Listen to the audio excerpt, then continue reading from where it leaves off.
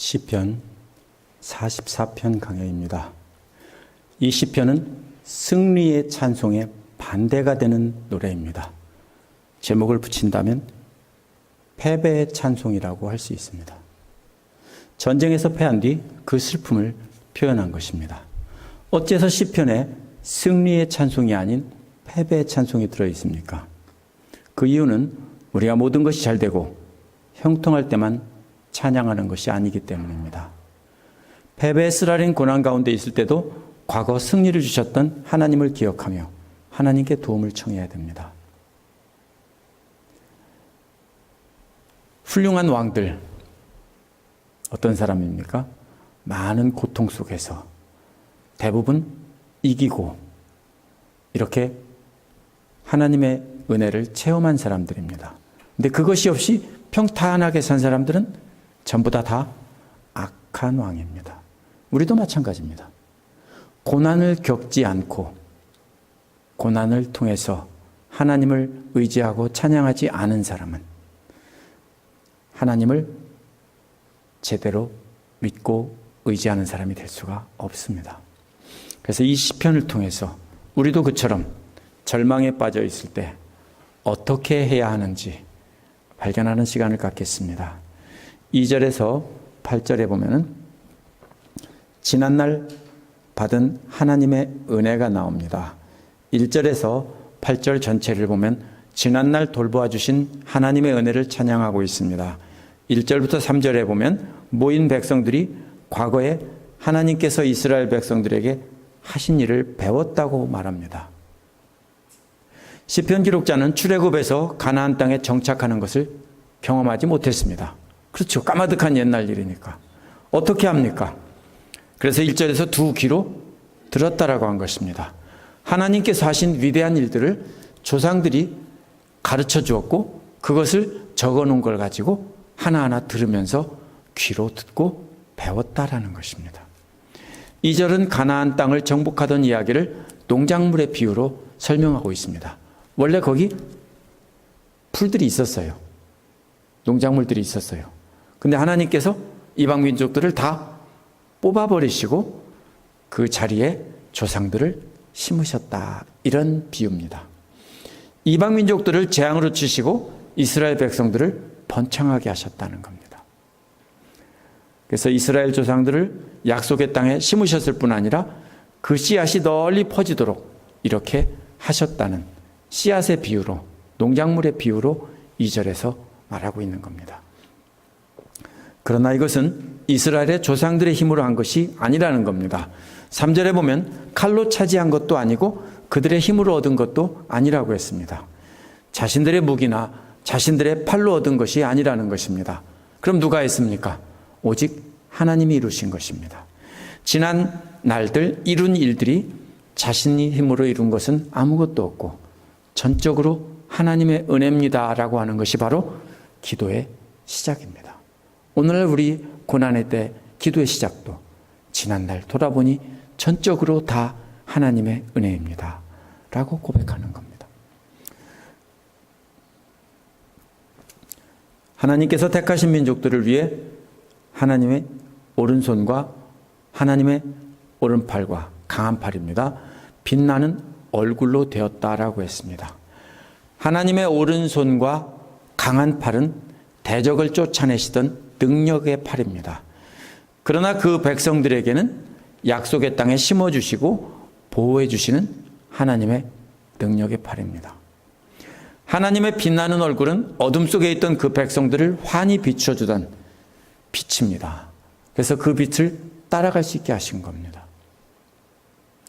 이스라엘 백성들이 애굽 땅에서 어두운 노예살이 하던 것과 같은 데서 나와서 광야를 지날 때도 하나님께서 빛으로 구름 기둥과 불 기둥으로 인도해 주신 것처럼 빛으로 인도하신 것입니다.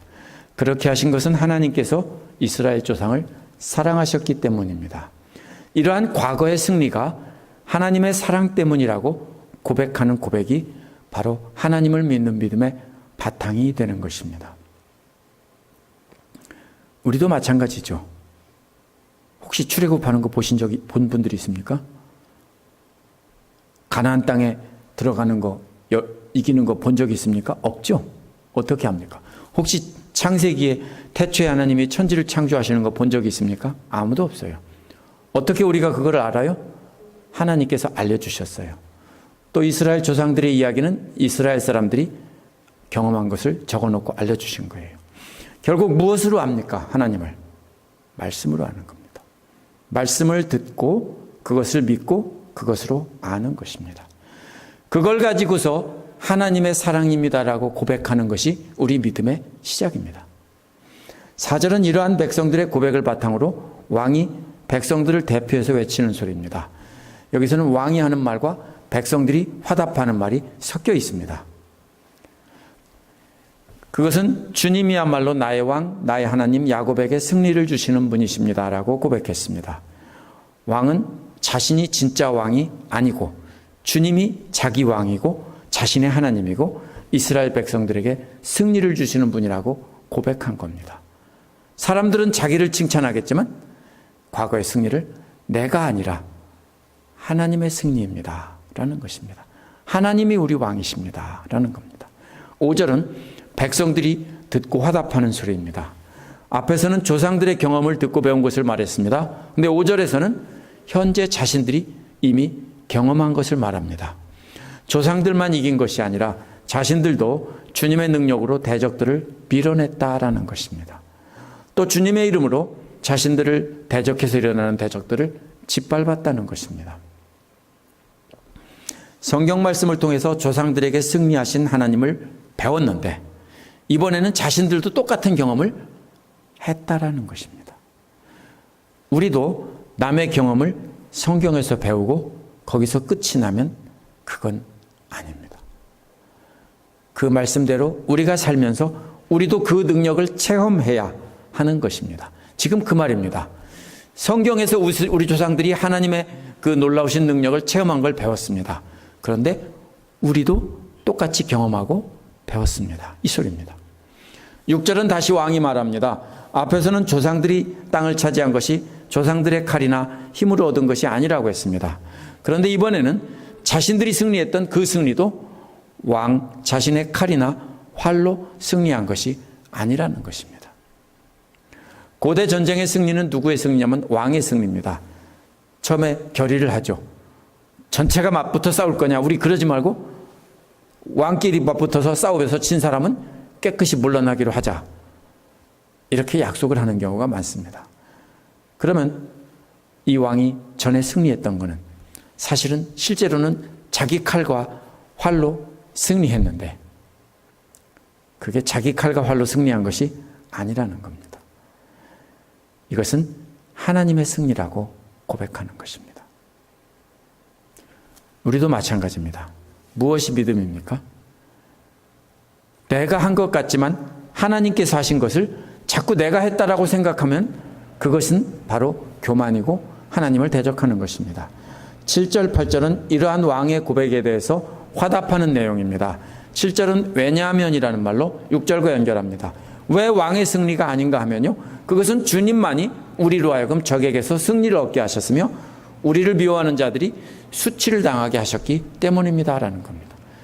주님께서 승리를 주셨고 대적들은 수치를 당하게 해주신 것이라는 겁니다. 주님께서 자신들을 대적의 손에서 건져내셨다는 겁니다. 건져내셨을 뿐 아니라 대적들이 부끄러움을 당하게 하셨다는 겁니다. 수치를 당한다는 것은 패배를 말합니다. 그렇기 때문에 언제나 하나님만 자랑하고 하나님을 찬양한다는 것입니다. 하나님께서 하신 일을 자기 손으로 했다고 내가 했다라고 하면 그것은 교만이고 하나님을 대적하는 것입니다. 왕이 그렇게 고백하고 백성들이 맞습니다라고 화답해서 이야기한 것입니다. 8절은 우리는 언제나 주님만 하나님만 자랑합니다라고 했습니다. 언제나라는 말은 모든 날 동안이라는 뜻입니다. 자랑한다는 말은 하나님을 찬양한다는 뜻입니다. 날마다 하나님을 자랑하는 데서 멈추지 않고 주님의 이름만 끊임없이 찬양하겠습니다 그랬습니다. 끊임없다는 말은 날마다보다 한 걸음 더 나간 겁니다. 이건 영원입니다. 비슷한 말 같지만 다른 말이에요. 앞에서 날마다라는 말은 계속해서 날이면 날마다 이런 말인데요. 이제는 영원입니다. 멈추지 않고 계속해서 주님만 찬양하겠다는 것입니다. 여기서 자랑하는 것이 말로 한다면, 감사한다는 이 자랑이 말로 하는 것이라면, 이것은 감사라는 말은 말과 행동으로 표현하는 것입니다. 절을 하든지 예물을 드리든지 이렇게 하는 것이 감사입니다. 그래서 말로 하나님을 찬양하고 말과 함께 행동으로 보여준다고요. 우리도 어떻게 합니까? 정말로 고맙습니다. 그럼 맨입으로 안 하죠. 뭐라도 주고 싶거나 허그라도 해주고 싶고, 그렇죠? 악수라도 해주고 싶고, 뭔가 해주고 싶지 않습니까? 행동으로 뭔가 표현하고 싶겠죠. 바로 그런 겁니다. 말로 하나님을 찬양하고 행동으로 하나님께 감사를 표현하는 것입니다. 여기까지 끊는다면 이 시편은 승리의 시입니다. 그러나 사실은 그게 아닙니다. 지금 백성들은 승리가 아니라 엄청난 패배를 경험하고 하나님 앞에 모여서 울면서 함께 예배드리는 모습입니다. 그래서 왕이 먼저 옛날의 경험 얘기하고 또 백성들이 옳습니다라고 하고 옛날의 경험을 회상한 것입니다. 자, 이제 현실로 돌아옵니다. 9절에서 22절에 보면 현재 고난 중에 통곡하는 백성들의 모습입니다. 9절 앞부분은 그러나 이제는 주님께서 우리를 버려 치욕을 당하게 하시며 우리 군대와 함께 출전하지 않으셨습니다라고 했습니다. 이스라엘을 이끌고 나가서 싸워주시던 대장 하나님께서 이제는 나가지 않으신 겁니다. 그냥 내버려 두었기에 적들에게 패해서 얻어맞고 상처를 입으며 부끄러움을 당하고 돌아온 겁니다. 어디서 그렇게 나옵니까? 성경에 나오죠. 여리고성 전투 나오고 그 다음에 하나님 말 안 듣고 어디로 갑니까? 아이성 전투로 그냥 막 가죠. 그러다 어떻게 해요? 부끄러움 당하죠. 마치 그런 것과 같아요. 전에 우리가 승리했으니까 이것보다 더 작은 대적들이 아무것도 아니다 하고 그냥 자기 힘으로 하려고 하죠. 근데 부끄러움 당하고 하나님 앞에 모여서 이제는 왜 하나님 우리와 함께 출전하지 않으셨어요? 왜 내버려 두셨어요? 왜 우리 이렇게 망신당하고 죽고 이렇게 되게 만드셨어요? 10절은 주님께서 우리를 적에게서 밀려나게 하시니 우리를 미워하는 자들이 마음껏 우리를 약탈하였습니다라고 했습니다. 이게 무슨 소리입니까? 싸움에 패해서 무서워서 다 버리고 도망간 겁니다. 그러니까 전쟁 물자나 무기나 식량이나 이런 거 들고 나가서 싸우려고 했던 것을 그냥 버리고 다 도망갔다는 겁니다. 그래서 이스라엘 진영에 있던 모든 물자와 무기들을 적들이 다 약탈해 갔다는 것입니다. 11절은 주님께서 우리를 잡아먹힐 양처럼 그들에게 넘겨주시고 여러 나라에 흩으셨습니다 라고 했습니다. 전쟁에 패하면은요 도망간다고 끝나는 게 아니에요. 그렇죠? 약탈하고 적들은 어떻게 합니까? 계속 쫓아가서 끝장을 내겠죠. 그래서 뭐가 됐어요? 전부 포로가 되었다는 겁니다. 여러 나라에 흩으셨다는 말은 포로가 되어 여러 나라로 끌려갔다는 것입니다. 언제 그랬을까요? 아시리아에 패했을 때 이스라엘 사람들은 사방으로 여러 나라로 끌려갔었습니다. 그런 것과 같은 상황입니다. 12절은 하나님께서 그 백성들을 헐값에 파셨다는 겁니다. 그래서 하나님께서는 그 백성 팔아서 얻은 이익이 하나도 없다는 겁니다. 전쟁에 패한 사람들은 이제 노예로 팔려갔습니다. 이제 주의 백성들은 팔려갔기 때문에 하나님과 함께 있지 않게 됐습니다. 13절 14절은 주님의 백성이 이웃 나라의 조롱거리가 되고 있는 모습입니다. 13절에서는 이웃에게 조롱거리가 되었다가 다음에는 주위 사람들의 조롱거리와 웃음거리가 됩니다. 14절에서는 여러 나라의 이야기거리가 되고 또 여러 민족의 조속거리가 되게 하십니다. 이러한 조롱과 웃음거리는 이웃에게서 점점 더 퍼져나가고 있는 모습입니다. 15절 16절은 왕이 당한 부끄러움을 말하고 있습니다. 15절에서 내가 받은 치욕이 온종일 나를 따라다니고 라는 말은 온종일 치욕이 자기 앞에 있었다는 겁니다. 따라다니는 게 아니라 사실은 앞에 있는 겁니다. 부끄러워서 얼굴조차 들 수 없습니다 라는 말은 부끄러움이 얼굴을 덮어버렸습니다 라는 말입니다. 얼마나 심한 모욕을 당했는지 말로 표현할 수 없다는 뜻입니다. 16절은 이것은 나를 조롱하는 자와 모독하는 자의 독한 욕설과 나의 원수와 복수자의 무서운 눈길 때문입니다 라고 했습니다. 전쟁에 패한 포로가 적에게 잡혀있으면 어떻겠습니까? 무서운 눈길로 조롱하고 욕하고 침뱉고 때리고 막 그러겠죠. 그래서 그 눈길이라고 번역한 것은 사실은 원수들의 얼굴이란 뜻입니다. 원수들의 얼굴이란 조롱하고 욕하고 험악한 표정으로 겁을 주고 하는 그 원수들의 표정을 말하는 겁니다. 17절에서 22절은 이제 모든 백성이 부르짖는 내용입니다. 17절은 저들은 하나님과 맺은 계약의 근거에서 부르짖습니다. 주의 백성들은 하나님을 잊은 적이 없다는 겁니다. 또 주님과 맺은 언약을 깬 적이 없다는 겁니다. 약속을 지켰다는 거예요. 그럼 하나님도 약속을 지켜주셔야 될 것이 아니냐 하는 겁니다. 18절은 우리가 마음으로 주님을 배반한 것이 없고 라고 했습니다. 원어는 우리의 심장이 돌아선 적이 없다는 뜻입니다. 이것은 무슨 말이에요? 생각으로 돌아선 적이 없을 뿐 아니라 발도 주님의 길을 벗어난 적이 없다는 겁니다. 이해가 되시죠? 마음속으로 생각한 것도 주님을 배반한 적이, 돌아선 적이 없고, 또 발로도, 실제 행동으로도 주님의 길을 벗어난 적이 없다는 겁니다. 19절은 그러나 주님께서는 우리를 승냥이의 소굴에 밀어넣으시고 깊고 깊은 어둠으로 덮으셨습니다라고 했습니다. 승냥이가 뭡니까? 자칼이라고 하나요? 그런 야생동물이에요. 그 굴에다 집어넣고 입구를 막아버렸다고요. 캄캄하겠죠. 짝을 이루는 게 뭐예요? 깊고 깊은 어둠으로 덮으셨다는 말을 통해서 짐작할 수 있습니다. 승냥이 굴은 어두운 곳입니다. 3절에서 하나님의 빛이 없기 때문입니다. 빛으로 표현된 하나님이 전혀 보이지 않으니까 그거를 승냥이 굴에 넣고 덮었다라고 비유적으로 말한 것입니다. 하나님이 안 계셔서 완전히 캄캄해요. 그러면 어떻게 돼요? 어둠 속에서 적에게 물려 뜯기는데 뭐가 물었는지 안 물었는지도 몰라요. 팔이 떨어져 나가고 다리가 떨어져 나가고 이렇게 고통 중에 죽어가는데도 어찌 해볼 수가 없습니다. 왜? 빛이 없으니까. 마치 바벨론과 전쟁에 패해서 포로로 끌려가면서 슬피 울고 있는 모습과도 같은 모습입니다.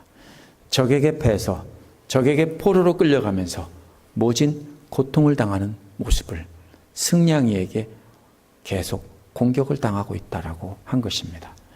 20절, 21절은 자신들의 책임이 아니라 주님의 책임이라는 겁니다.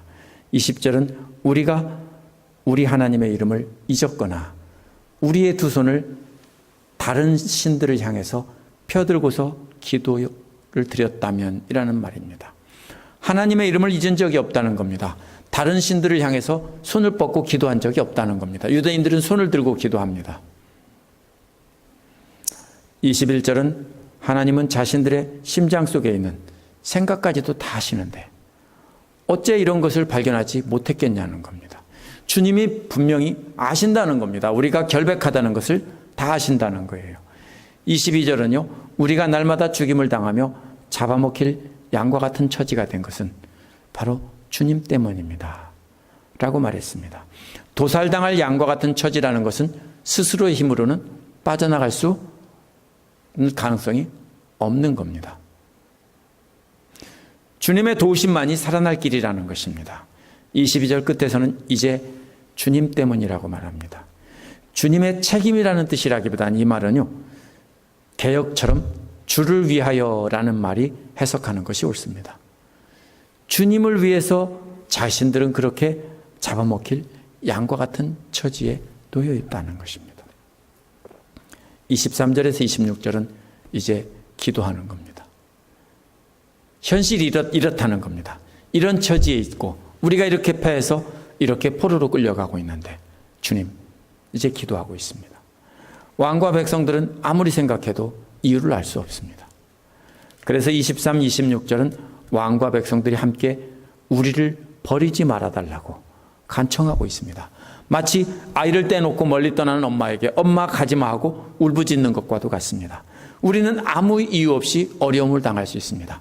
마치 우리를 버리고 가는 엄마처럼 그렇게 느껴질 때가 있습니다. 그때 할 수 있는 일은 뭡니까?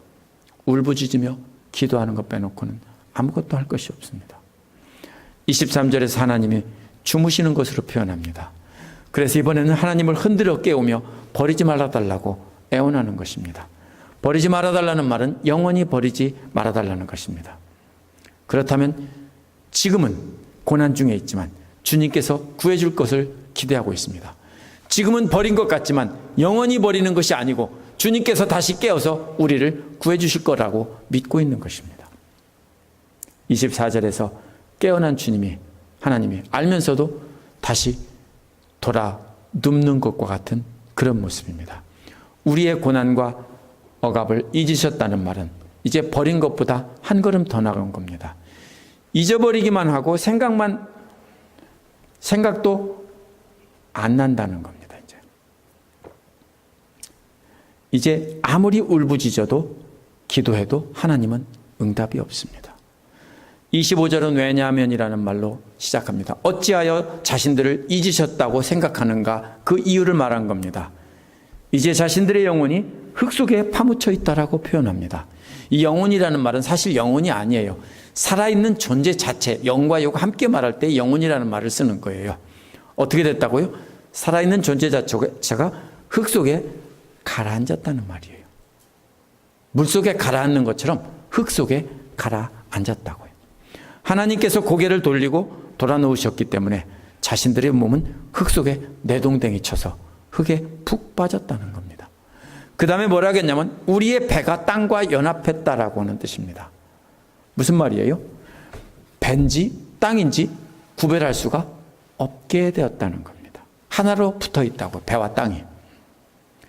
자신들은 죽은 거나 마찬가지고 죽은 사람과 구별되지 않는다는 겁니다. 이보다 더 처절한 표현이 없습니다.